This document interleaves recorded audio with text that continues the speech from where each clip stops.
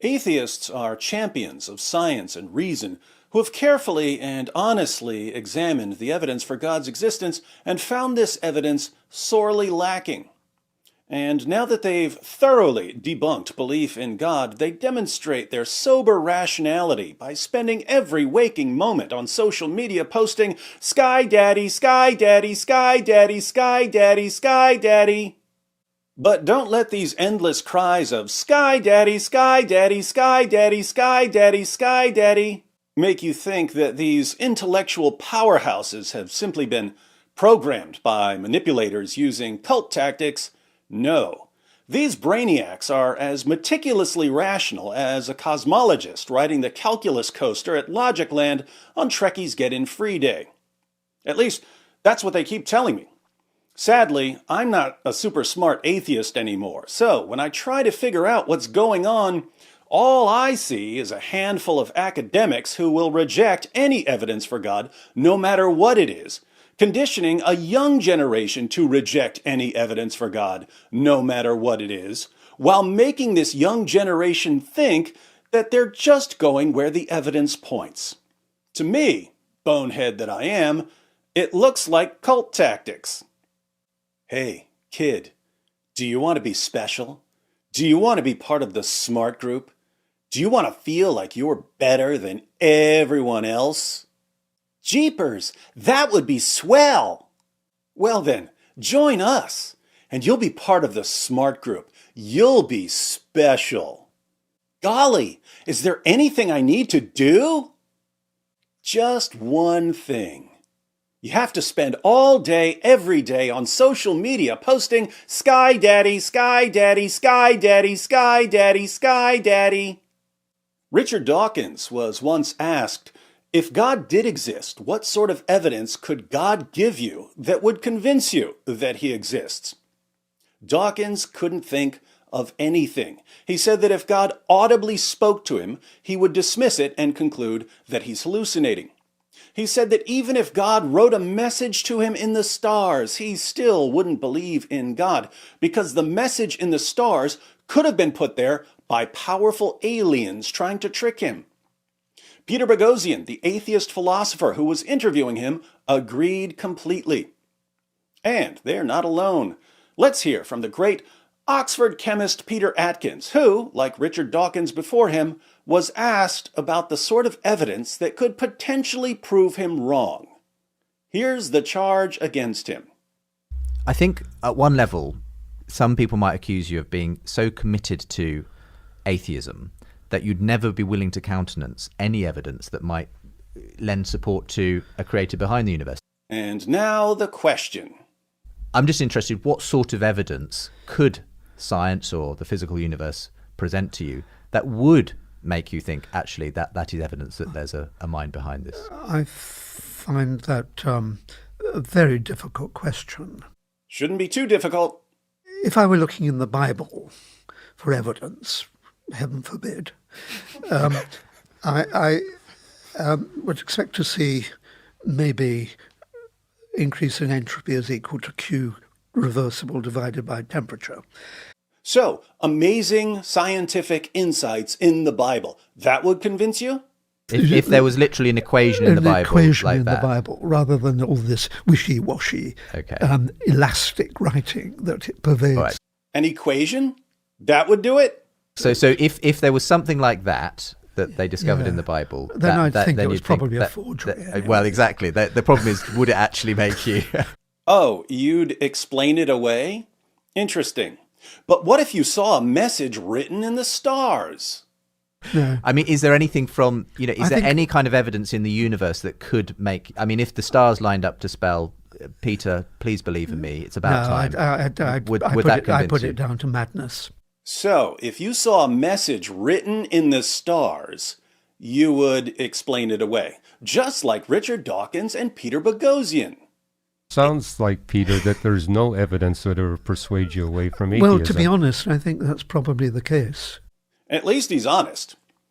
Not about the evidence, but about the fact that he's going to reject the evidence no matter what it is.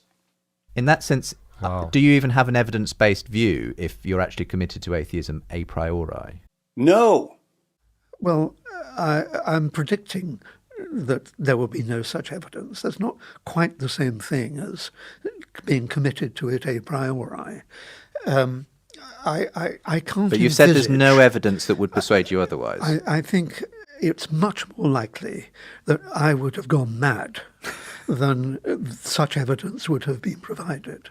You are not helping yourself here, Dr. Atkins. So in principle, it's impossible to ever persuade you that God exists. I didn't quite say that. I think you did. Well, what would persuade you? I can't conceive of.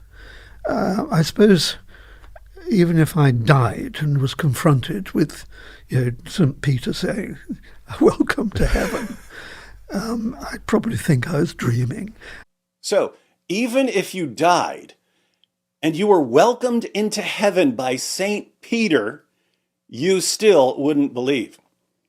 Keep in mind, these are the same people who assure us that they're committed to going wherever the evidence points.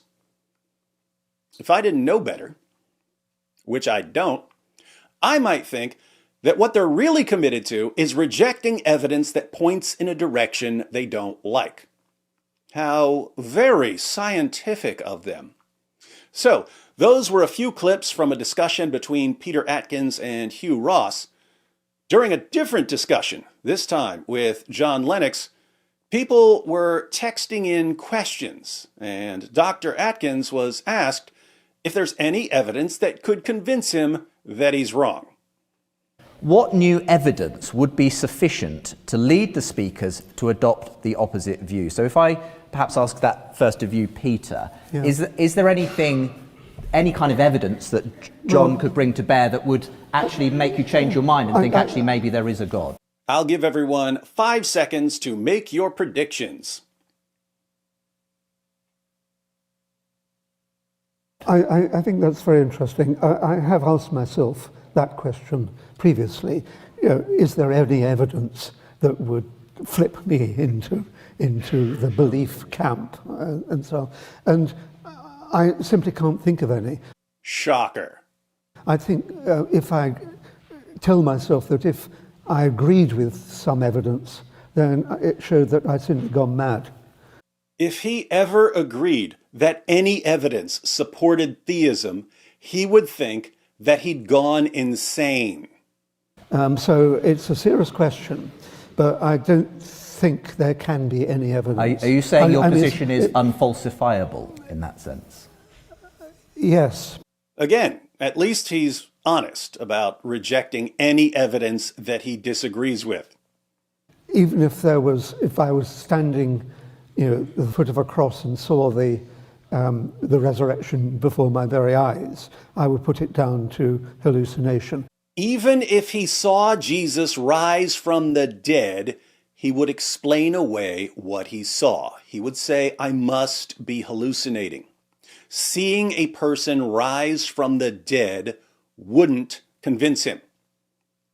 Matt Dillahunty said something very similar in his debate with Mike Licona. Mike said, look, if I was beheaded in front of everyone and you saw my decapitated corpse, and then I came back and I walked in and I told you about my trip to heaven, and I told you about someone I met there, someone who had had a private conversation with you, and I knew the details of that conversation, even though the person was dead, would that convince you that something supernatural had occurred? Matt immediately replied, no. The takeaway from all of this definitely isn't that atheists follow the evidence. The takeaway is that pretty much any evidence can be reinterpreted and explained away by people who are committed to an unfalsifiable position. Atheists aren't educating the rest of the world on how to go where the evidence points. The leaders are giving a tutorial on how to reinterpret and explain away evidence that they don't like, and on how to psychologically condition people by making them think that they're part of some elite group, as long as they go on Twitter and post, Sky Daddy, Sky Daddy, Sky Daddy, Sky Daddy, Sky Daddy. Meanwhile, the followers are walking, talking, whining proof of that old saying, There's a sucker born every minute.